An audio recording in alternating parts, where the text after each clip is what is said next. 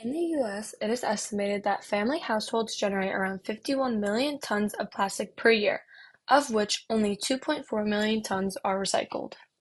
Hi, I'm Haley, and today we're exploring how plastic waste impacts families and their households. I'm also going to discuss what you can do to fix it. Plastic waste matters at both a personal and a global level because of its huge detrimental impacts on human health, the environment, and the economy. Exposure to things like microplastics and chemicals from plastic waste can pose health risks, while plastic pollution contributes to things like environmental destruction and climate change. Plastics are primarily made from oil and gas, contributing to climate change through greenhouse gas emissions during extraction, production, and degradation. So what is plastic waste? Plastic waste refers to any discarded plastic object that hasn't been properly recycled or disposed of, while single-use plastics are items designed to be used only once before being discarded. This includes things like plastic bags, food wrappers, water bottles, and straws. These are items that are commonly found in households. There are four main destinations where plastic waste ends up. This includes landfills, facilities, the ocean, and recycling centers. About 50% of our plastic waste ends up in landfills, which are designed to contain waste, but most of it ends up flying out of the site. There's also a highly toxic liquid that is formed during the decomposition process. The next option, facilities, still negatively impacts our environment. This process produces carbon dioxide and other greenhouse gases that contribute to the climate crisis. Most other plastics end up permanently in our oceans. Around 75 to 199 billion kilograms of plastic is currently in our ocean, which poses a threat to wildlife and sometimes humans. But plastic waste doesn't always end up in a bad spot. If brought to recycling centers, it can be properly recycled and reused. Here are a few images of what plastic waste might look like in a household. Did you know that a plastic bag can take up to 1,000 years to decompose? The science behind the problem. Plastics typically don't decompose. Instead, they break down into smaller pieces called microplastics over hundreds or even thousands of years due to physical, chemical, and biological processes.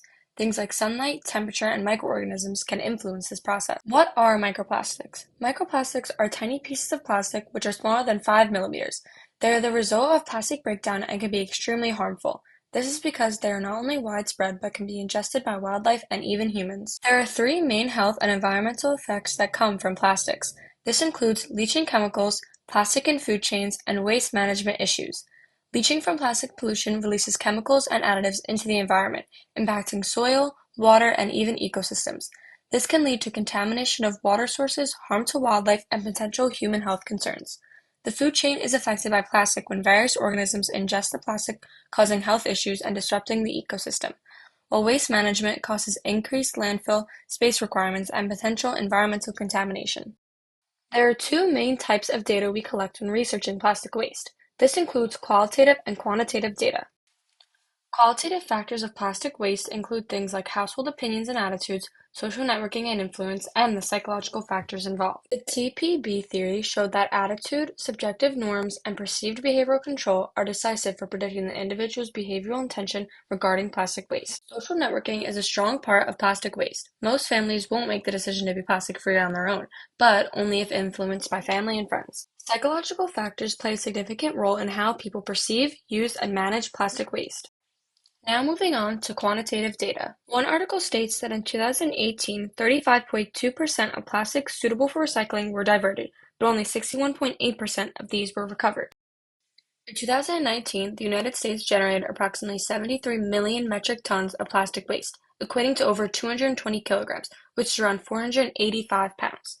In 2021, only about 5 to 6% of plastic waste was recycled, which was actually decreased from the 8.7% recycling rate in 2018. Solutions at the family level. There are many ways you and your family can contribute to reducing plastic waste. Some small easy swaps include reusable water bottles, cloth grocery bags, bulk buying to reduce packaging, and using ice cream cones instead of plastic spoons and containers. Habits are also a main issue when wasting plastic. Some habits that can be created in your household include bringing containers for leftovers, avoiding overpackaged products, and recycling properly.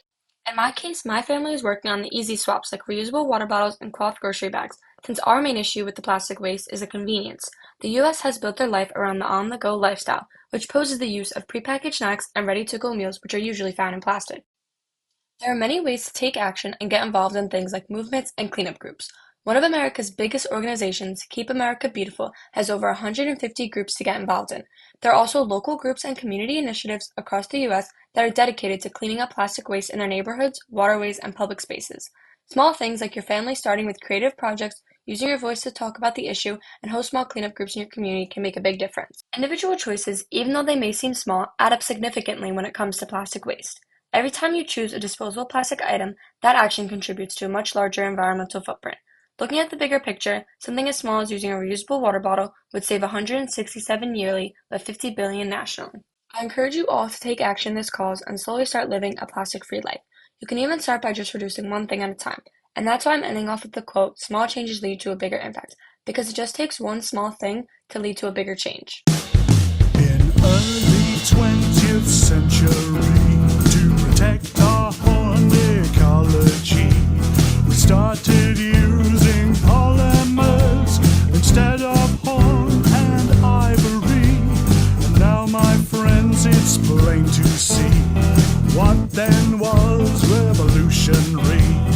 Through misuse and naivety is harming marine biology. Go plastic free for a healthy sea. Let's make it our priority. There's no excuse for single use, 'cause you can recycle easily. So lend a hand to protect our land. There's no time for complacency. A bag full of life should be no strife. So let's help Earth go plastic free.